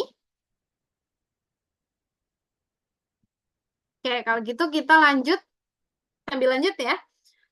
Kita lanjut ke soal yang keberapa ini? 6 ya kalau nggak salah. Oke, kita lanjut soal yang nomor 6. Ini tentang, ini udah masuk ke makro ya, yaitu tentang pendapatan nasional. Oke, terkait dengan pendapatan nasional. Ini disuruh kita menghitung pendapatan nasional dengan metode pengeluaran. Nah, masih ingat rumusnya?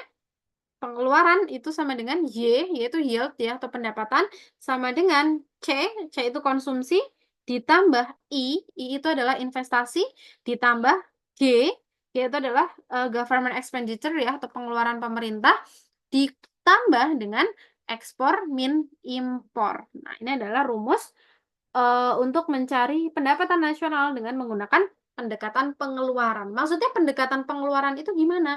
Kok bisa ngitung pendapatan nasional pakai pengeluaran gitu ya? Jadi karena untuk kita contohnya misalkan kalian punya uang saku misalkan satu harinya tuh 100.000 gitu ya. Nah, kan Anda nggak tahu nih kalau kamu tuh punya uang saku sehari 100.000. Tapi kan Anda lihat, kamu misalkan berangkat kuliah gitu ya. Kamu beli makan 50.000, kamu beli minuman 10.000, terus kamu beli jajan 20.000, terus kamu beli minuman lagi 10.000. Nah, totalnya 100. Oh, benar tahu. Kamu mengeluarkan uang untuk beli makanan-makanan tersebut, oh berarti kamu punya pemasukan atau kamu punya pendapatan sebanyak 100.000 gitu. Jadi dilihat dari pengeluarannya gitu. Karena pengeluaran itu ada tentunya karena pendapatan terlebih dahulu ya, pendapatan yang diperoleh. Oke, berarti sekarang kita tinggal masukin aja. C-nya yang mana? C itu adalah konsumsi masyarakat ya. Berarti C-nya ini ya. Ini adalah C, yaitu 21.990 ditambah I, investasi. Nah, ini ya. Ini I-nya. I-nya 165.720 ditambah G. G itu adalah government atau pemerintah, konsumsi pemerintah. Nah, ini G, yaitu 213.320 ditambah ekspor dikurangi impor. Nah, ini X-nya, ini M-nya. Ditambah 34.730 dikurangi 19.880. Coba dihitung jawabannya berapa?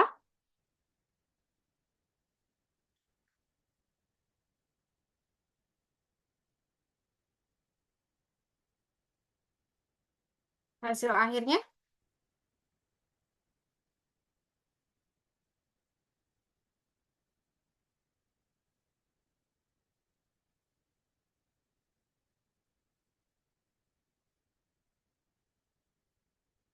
Hasil akhirnya yaitu yang A ya.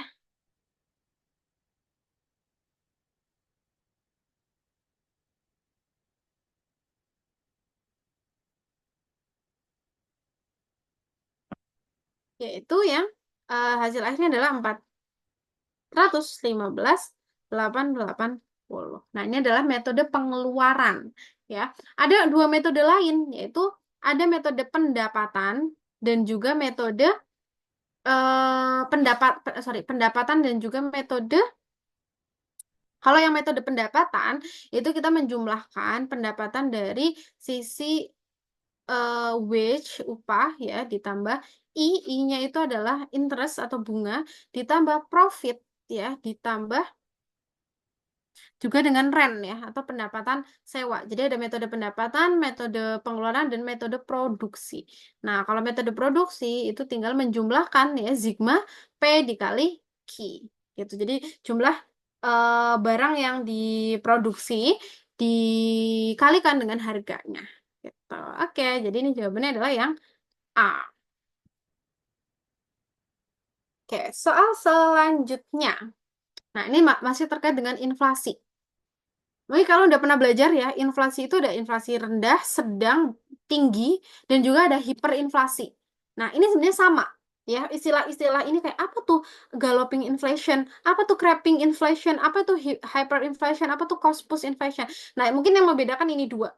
Ya, cost push sama demand pull. Nah, tapi kalau galloping itu sama istilahnya seperti investasi rendah, investasi jadinya. Inflasi ya, sorry. Inflasi rendah, sedang, tinggi, sama hiper, ya, hyperinflasi. Nah, kalau yang galloping inflasi itu sama seperti inflasi tinggi. Sama seperti inflasi tinggi. Jadi inflasi yang dia itu sudah apa terjadinya itu cukup cekak. Apa terjadinya itu cukup cepat gitu ya. Dan masih di bawah 100 gitu. Jadi kisarannya itu dia lebih dari 10 tapi bisa sekitar 100 ya. Sekitaran 100%. Jadi kenaikan harganya itu 100% ya dari tahun sebelumnya ke tahun sekarang. Nah, kalau yang creping inflation, nah ini adalah investasi biasa. Atau creping itu istilahnya hmm, sebentar, merayap ya, merayap atau ini tuh standar. Yang creping inflation itu standar. Ini adalah inflasi standar gitu yang standar terjadi kayak contohnya kayak kita sekarang mungkin beli apa namanya beli minuman ya kemarin kayak tahun kemarin harganya masih 12.000 kok sekarang udah 15.000 nah itu masih wajar gitu nah itu termasuk creping inflation atau inflasi merayap itu ada hyper nah kalau hyper itu udah sampai 1000%.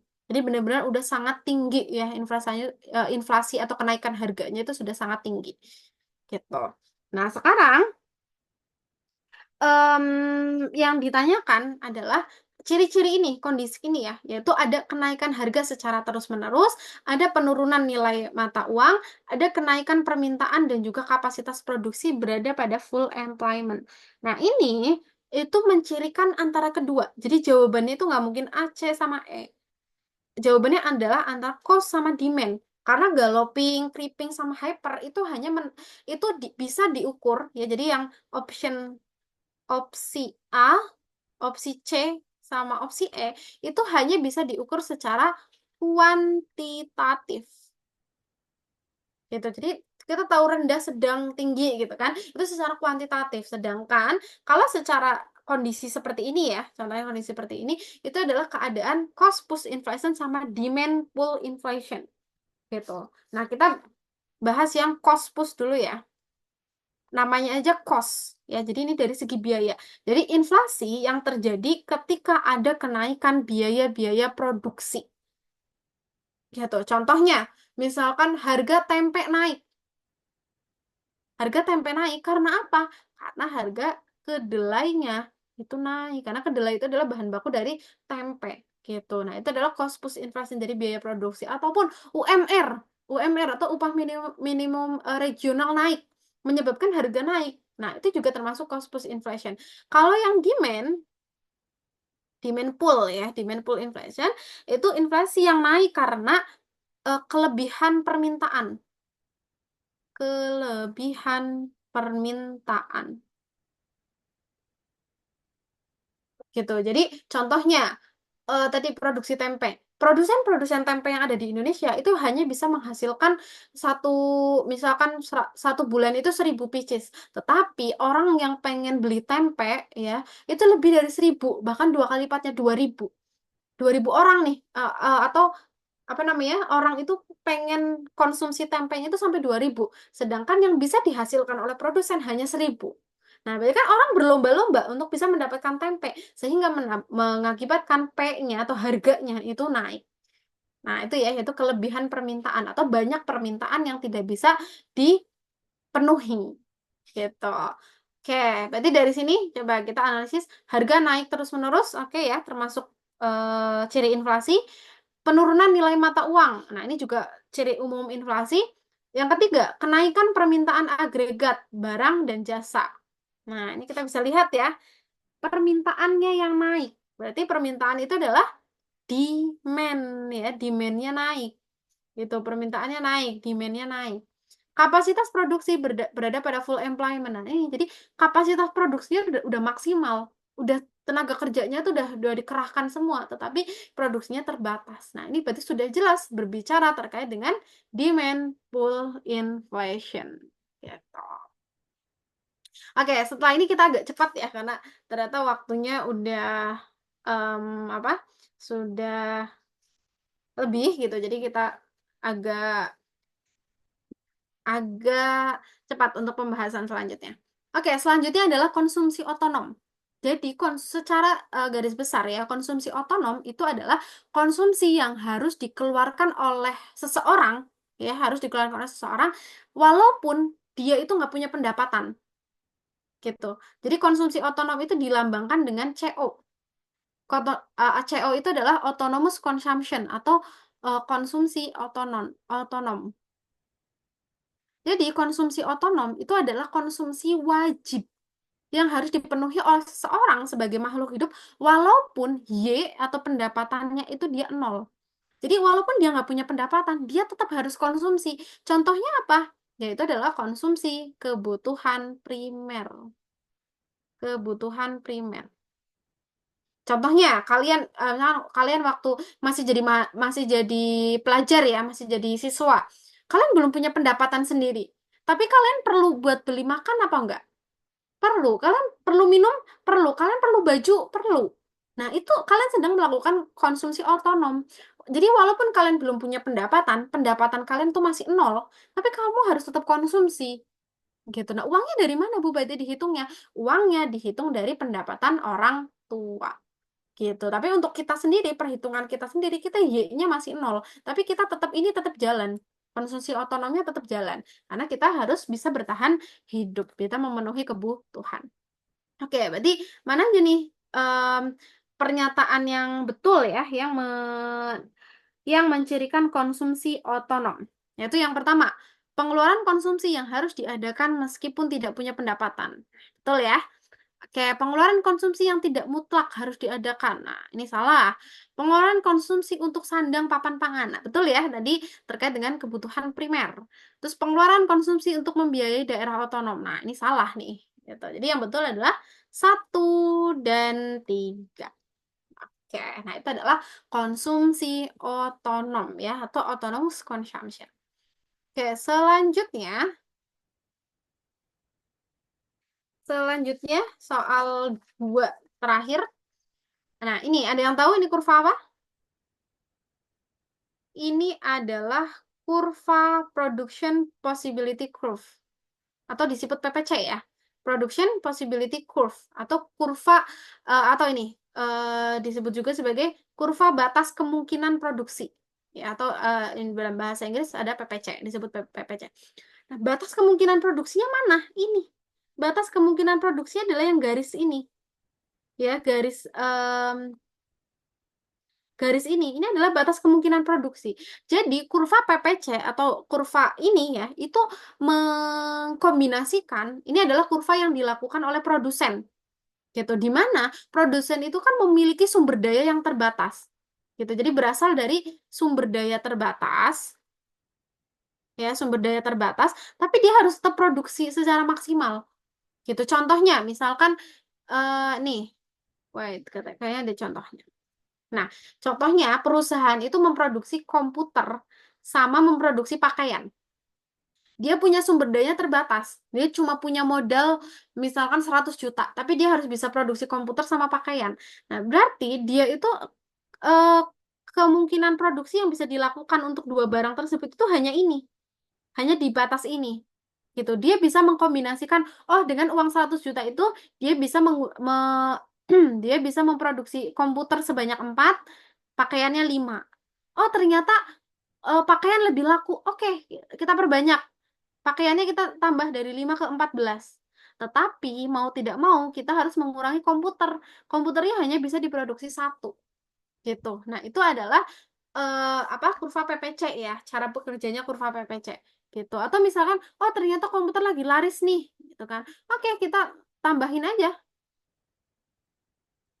si apa komputernya ya gitu. Atau bahkan udah kalau gitu kita nggak usah produksi pakaian. Nah, berarti pakaiannya 0, komputernya 5. Nah, berarti kita bisa produksi di titik F. Atau tadi contohnya, komputernya dikurangin deh jadi 2 aja. Oke, kita tarik sini. Oh, kita bisa produksi di titik C. Berarti komputernya diproduksi 2, pakaiannya 12. Gitu. Nah, itu adalah kurva keseimbangan produksi. Kalau kita produksi di sini di titik Y, bisa atau tidak? Bisa. Tetapi apa? Tetapi kita tidak bisa memaksimalkan sumber daya. Karena sumber dayanya itu ada di sini loh. Ada di garis ini. Jadi kalau kita mau produksi di titik Y, bisa. Produksi bisa dilakukan, tetapi apa? Tidak efisien. Karena katanya kita tarik tarik kurva baru ya di titik Y. Nah, ini sebanyak ini itu tidak digunakan. Gitu. Karena kita hanya di sini doang nih. Nah, ini ada banyak sumber daya yang tidak digunakan. Selanjutnya, kalau misalkan kita mau produksi di titik X, bisa tidak? Tidak bisa ya, ini tidak bisa dicapai. Kenapa? Karena sumber dayanya itu cuma cukup sampai di sini. Kalau mau ke sini ya harus tambah sumber daya lagi, harus tambah modal lagi, harus tambah pekerja lagi gitu. Nah, itu adalah kurva PPC. Nah, berarti dari soal ini yang betul mana? Yang pertama, produksi di titik B dan C tidak efisien. B dan C, nah ini justru efisien ya, karena dia berada di sini. Oke, ini salah. Produksi titik A bisa dicapai. Betul, bisa dicapai? Betul. Bisa dicapai, tetapi tidak efisien ya. Oke, bisa dicapai betul. Produksi titik titik D paling efisien. Ini paling efisien? Tidak ya, justru nggak bisa dicapai. Produksi titik B menyerap sumber daya lebih besar daripada titik A. Ini juga titik B, oh betul ya, B menyerap sumber daya yang lebih besar daripada titik A, karena titik B lebih banyak ya sumber dayanya kombinasinya daripada A, betul. Berarti jawaban yang betul adalah 2 dan 4. Gitu. Oke, soal yang terakhir. Nah, ini terkait dengan FOB shipping point dan juga FOB destination. Ya, atau free on board shipping point dan juga free on board destination. Nah, yang membedakan gini. Kalau FOB atau free on board destination namanya aja destination. Nah, berarti dia ini pengiriman ya, pengiriman dalam akuntansi perusahaan dagang. Ini si pengirimnya ini atau ongkirnya ya atau pengirimannya itu sudah free itu sampai tujuan, sampai destination.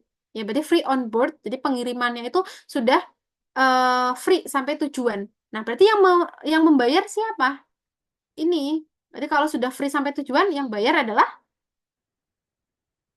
yang jual ya, yang bayar jual gitu. Jadi ketika sampai ke pembeli, ya udah pembeli nggak usah bayar lagi. Nah, yang kedua ada FOB shipping point. Nah, kalau yang shipping point itu kebalikannya, yang bayar adalah pembeli.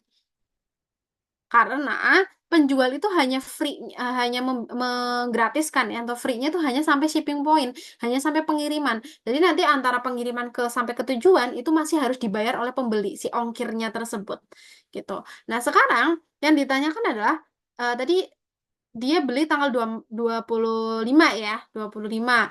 Terus si pelanggannya itu bayar di oh ini 25 April, pelanggan bayarnya di 25 Juni. Berarti pembelian itu dilakukan secara kredit ya, dilakukan secara kredit. Pada tanggal berapakah PT Mur? Berarti PT Mur ini dia sebagai penjual ya.